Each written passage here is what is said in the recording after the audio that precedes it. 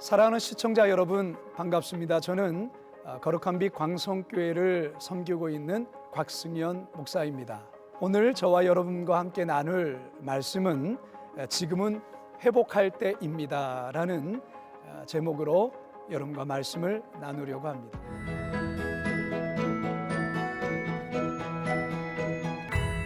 하나님께서 우리에게 주시는 말씀은 요한복음 21장 3절에서 17절까지의 말씀입니다. 여러분도 잘 알다시피 베드로는 어부였습니다. 그는 평생토록 갈릴리 호수에서 그물을 내리며 고기를 낚는 어부로서의 삶을 살았지요. 그랬던 그가 예수님을 만나고 예수님께 제자로 부름을 받고 난 이후에 그는 그물을 내려놓게 됩니다. 다름 아닌 사람을 낚는 어부가 되었기 때문에 그렇습니다. 그렇게 3년의 시간이 지난 지금 그는 다시금 갈릴리 호수에서 그물을 내리며 고기를 낚고 있습니다. 베드로는 이전에 늘 했던 방식대로 그물을 내렸다 올렸다 하면서 그는 고기를 낚습니다. 그런데 이상하게도 한 마리의 고기가 낚이지 않는 것입니다.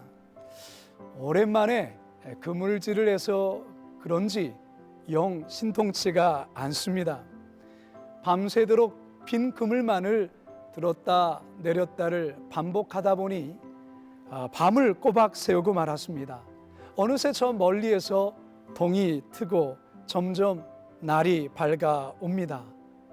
아무런 소득이 없는 상태로 지친 몸으로 이제 그물을 정리하려 할 때 누군가 저 멀리에서 큰 소리로 이렇게 외칩니다. 얘들아, 고기를 좀 잡았느냐? 누구인지 알 수는 없지만 이 물음 앞에 제자들이 대답을 합니다. 아니요, 아무런 고기도 낚지를 못했습니다. 그러자 다시 큰 소리가 들려옵니다. 그러면 배 오른편으로 너희들의 그물을 내려봐. 그러자 이 소리 앞에 제자들은 아무런 기대감이 없이 그물을 오른편으로 내립니다. 그런데 이게 웬일입니까? 놀라운 광경이 그들 눈앞에서 펼쳐지기 시작합니다. 믿을 수 없는 일이 벌어진 것이죠. 엄청난 물고기 떼가 그물에 가득히 채워진 것입니다. 본문 6절 하반절에 보시면 이에 던졌더니 물고기가 많아 그물을 들 수 없더라.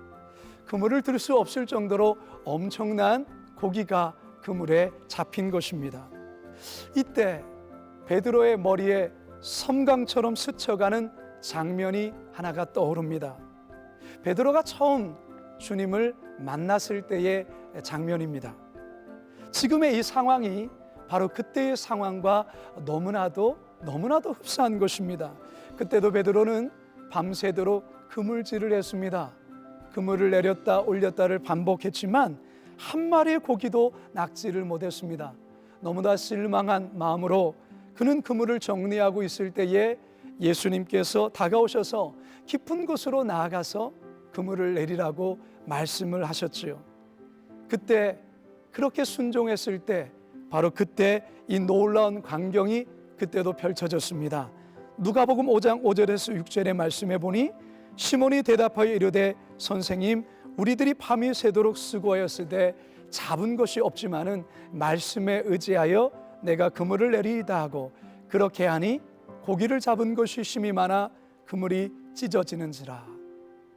지금 베드로는 이 엄청나게 잡힌 이 고기를 보면서 순간 주님과 처음 만났을 때의 그때의 놀람과 충격 그리고 그 뜨거운 눈물이 떠오른 것입니다. 방송가족 여러분들, 왜 지금 이 베드로가 갈릴리에 와 있고 그 옛날 어부의 때와 같이 밤새 그물질을 하고 있는 걸까요? 왜 베드로는 과거의 삶으로 돌아가 버린 것입니까? 주님께서 잡히시던 그날 밤 베드로는 예수님을 3번 모른다고 부인을 했습니다. 심지어 주님을 저주까지 하지요. 이후에 부활하신 예수님께서 베드로를 비롯해 제자들에게 2번 찾아오셨지만 베드로는 예전의 모습처럼 예수님 앞에 선뜻 가까이 다가갈 수 없었습니다. 주님께 대한 죄스러운 그 마음에 알 수 없는 그 죄책감 때문에 예수님 앞에 선뜻 나갈 수 없었습니다. 그래서 베드로는 더 이상 수제자라는 그러한 모습으로 주님 앞에 나갈 수 없어서 그 옛날 그 어부의 베드로의 모습으로 돌아간 것입니다. 시청자 여러분, 이 베드로의 이 마음을 여러분들은 아십니까? 누구보다 주님을 사랑했고 주님께 헌신했던 수제자 베드로, 하지만 이제 더 이상 스스로를 수제자라고 그렇게 말하기가 너무나도 부끄럽습니다. 더 이상 그렇게 불려지는 것이 합당하지 않다고 생각하고 있습니다.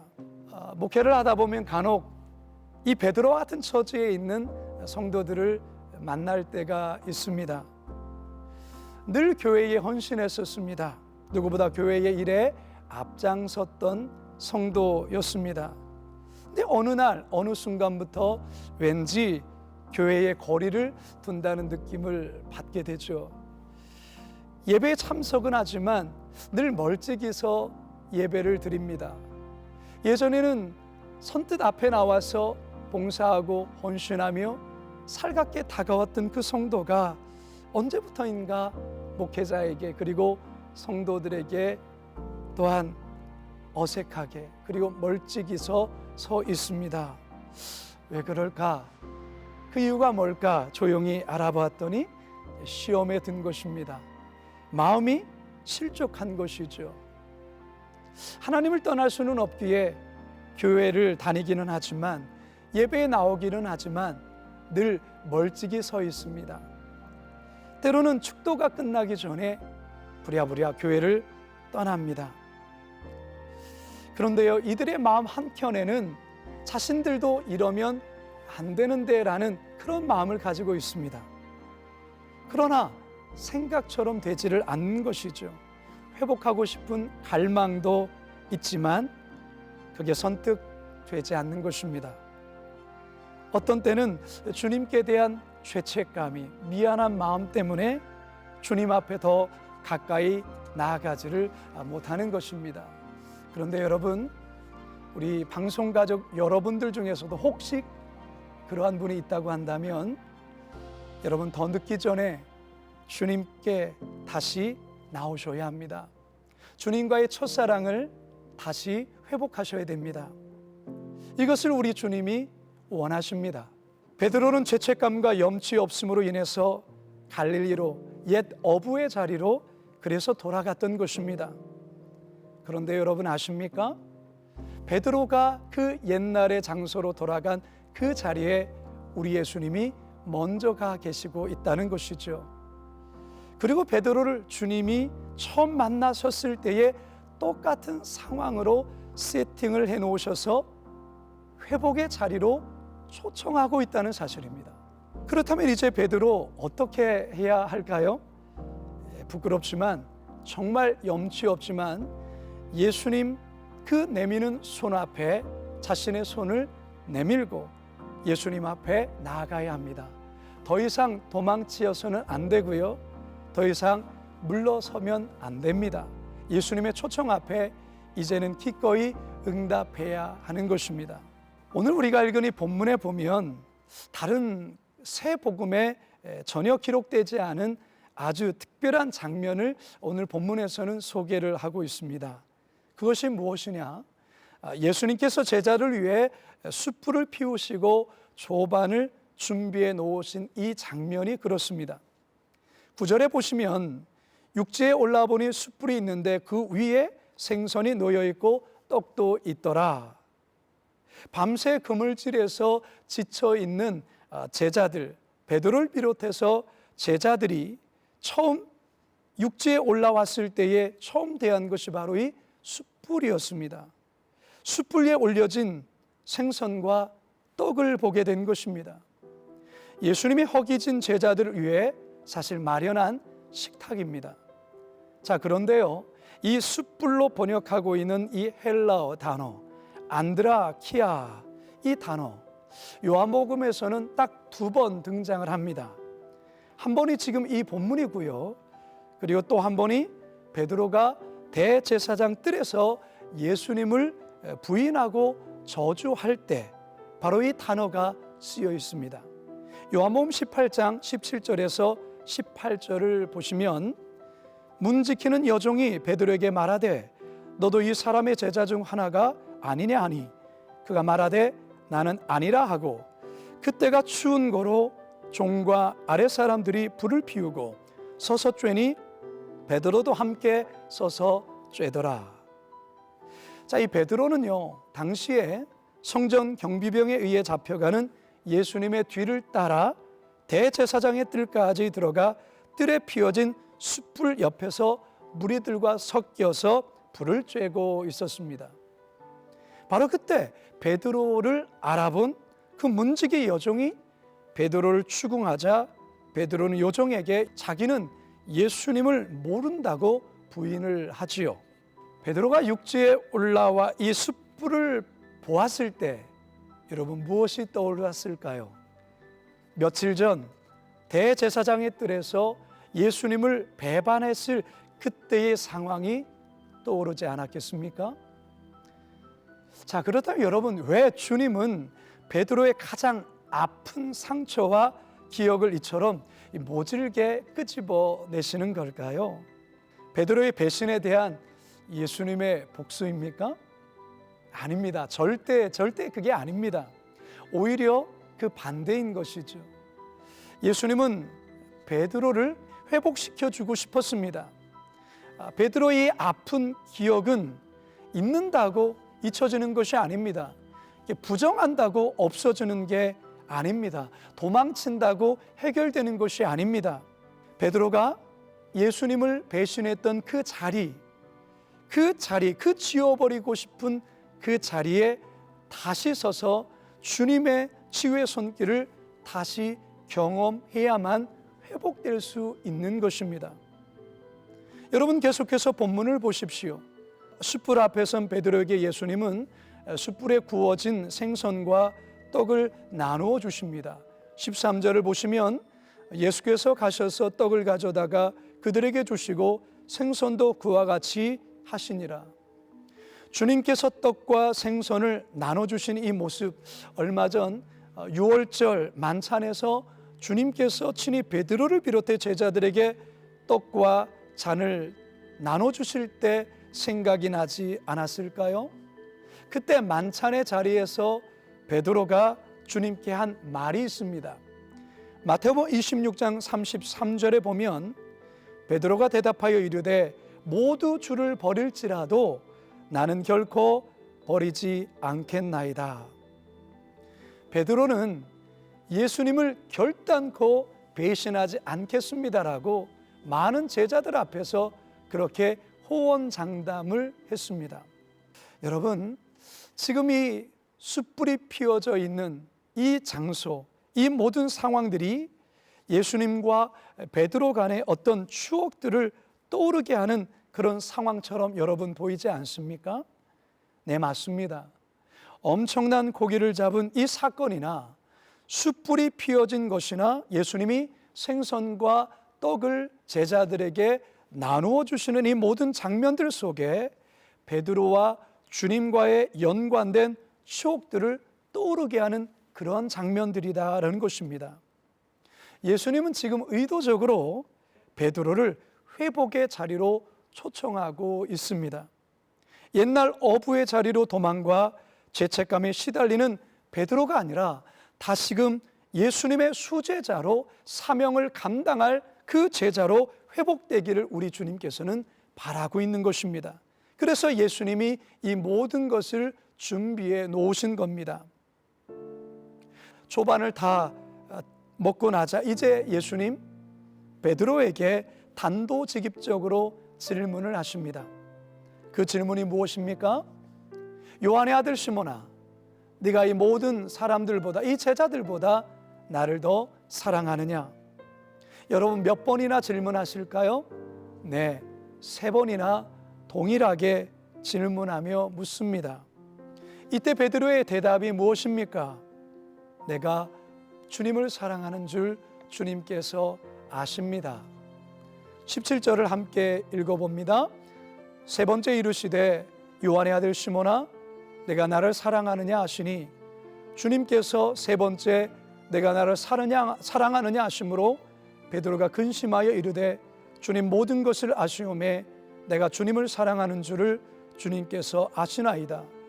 예수께서 이르시되 내 양을 먹이라. 아멘. 여러분, 왜 예수님께서 이렇게 민망할 정도로 세 번이나 베드로에게 같은 질문으로 이 사람들보다 나를 더 사랑하느냐라고 질문하실까요? 왜 그렇습니까? 며칠 전에 베드로 자신의 입으로 예수님을 세 번이나 모른다고 부인을 했습니다. 그 세 번의 부인한 입으로 우리 예수님 다시 세 번의 사랑을 고백함으로 베드로의 그 아픈 기억, 그 아픈 상처, 그 아픈 죄책감을 씻어주려 하는 것입니다. 그래야 다시 놓아버렸던 그 사명, 다시 사람 낚는 어부로서의 사명을 다시 회복할 수 있기 때문에 그렇습니다. 여러분, 사실 베드로 예수님을 정말 사랑합니다. 그렇지만 자신의 입으로 주님을 사랑한다라고 말할 수가 없습니다. 왜요? 이미 그가 얼마 전에 뱉은 말이 있지 않습니까? 다시 주워 담을 수 없는 그 처참한 그의 부인했던 세 번 부인했던 말이 있지 않습니까? 그래서 그는 그의 입으로 주님을 사랑한다라고 말할 수가 없습니다. 그런데 우리 주님께서 베드로의 그 마음을 아셨던 것이죠. 그래서 그 부인한 그 입으로 세 번 하나님을, 예수님을 사랑한다라고 고백하며 그 마음을 회복시켜 주시는 것입니다.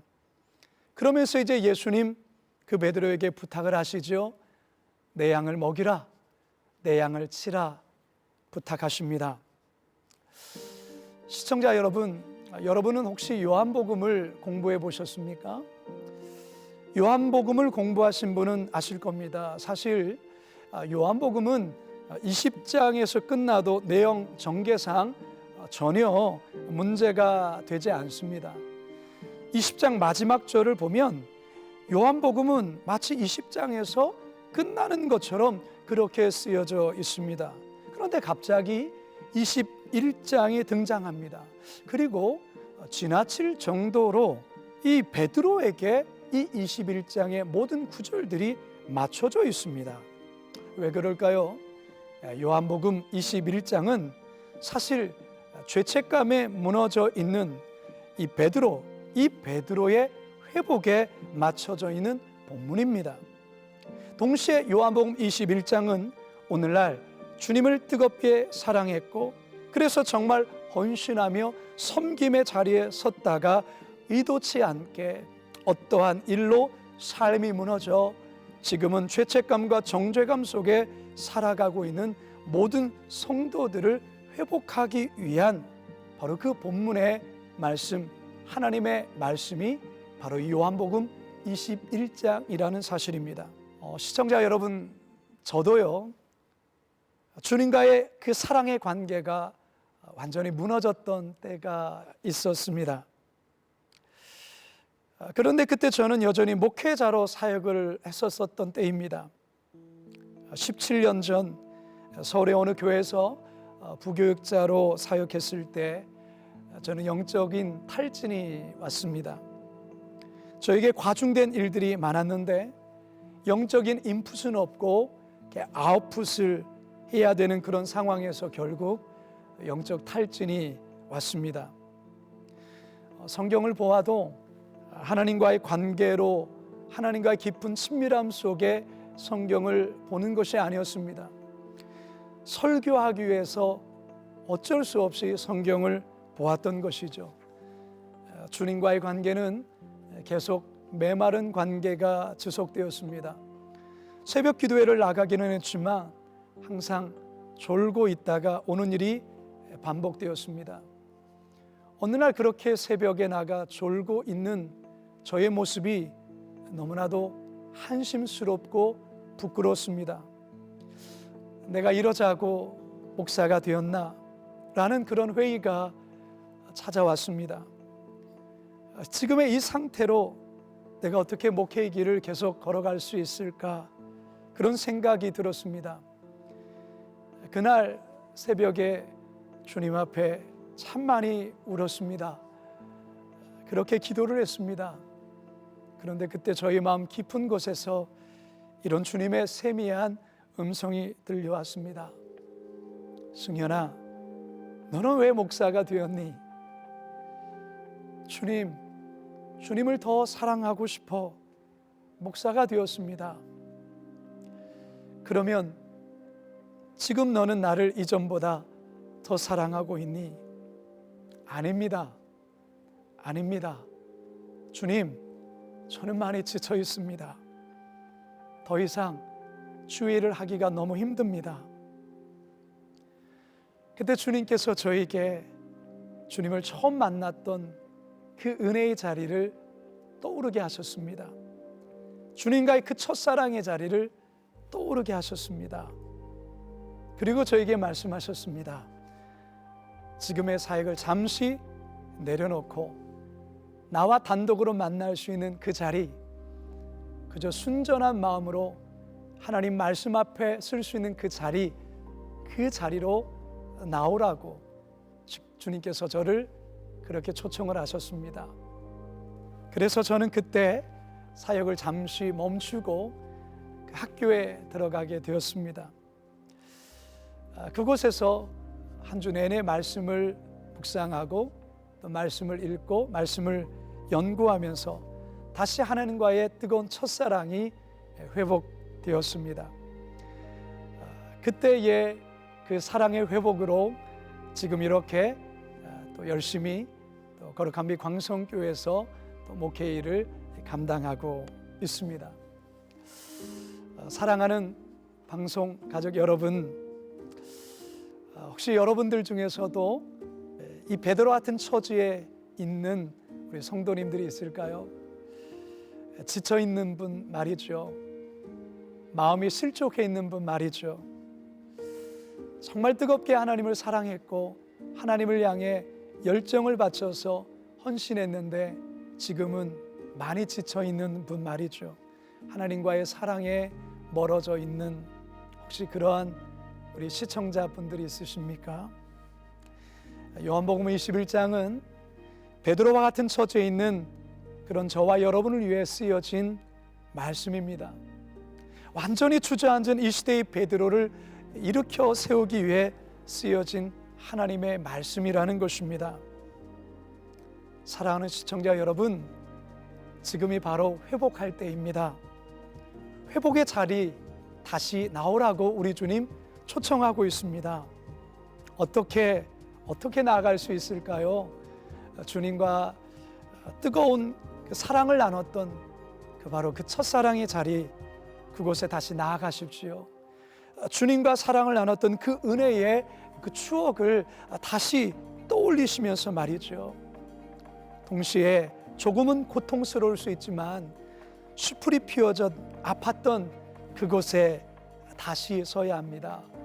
여기에는요, 용기가 필요합니다. 염려하지 마십시오. 우리 주님이 함께 여러분 곁에 함께 서 주실 것입니다. 그러하게 여러분 용기를 내시기 바랍니다. 그리고 여러분 주님 앞에 사랑한다라고 그렇게 고백하십시오. 여러분 마음, 그 마음 아니십니까? 주님을 사랑한다는 그 마음. 그래서 여러분 지금까지 그 정죄감, 죄책감 이제 거기에서 벗어나시기 바랍니다. 우리 주님이 이 시간 간절히 그런 여러분의 고백, 그것을 기다리고 있습니다. 바라기는 베드로와 같이 주님과의 첫사랑 다시 회복하심으로 사명의 길 다시금 걸어가실 수 있기를 간절히 축복합니다. 감사합니다.